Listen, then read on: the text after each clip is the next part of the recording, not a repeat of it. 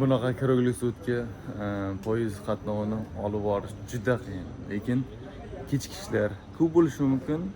Respekt baribir shunga qaramasdan o'rtada ozroq dam olishlar bo'ladi. 3 soatmi yoki 2 soatmi, keyin yana davom etadi.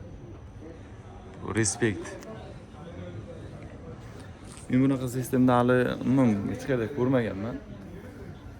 Boshqa Yaponiyalar kuchli, bunday Germaniya lekin o'zini darajasida haqiqatan poyezd qatnovlari yoki tramvay, avtobus hamma narsa o'z vaqtida bo'ladi. O'z vaqtida davomiyligi uzoq vaqtgacha bo'ladi.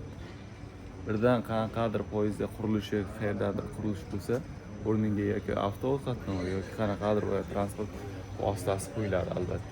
Chunki bu boy ham kambag'al ham yuradigan bir xil transport bu tizimni yaratishgan va ishga qatnov, qayerlargadir qatnov, muhim qatnovlar bo'ladi. Shuning uchun doimiy qatnov, transport har doim birinchi o'rinda va muhim deb o'ylayman. Ya'ni bilmadim, kimlardir qanaqadir fikrlar bo'lishi mumkin.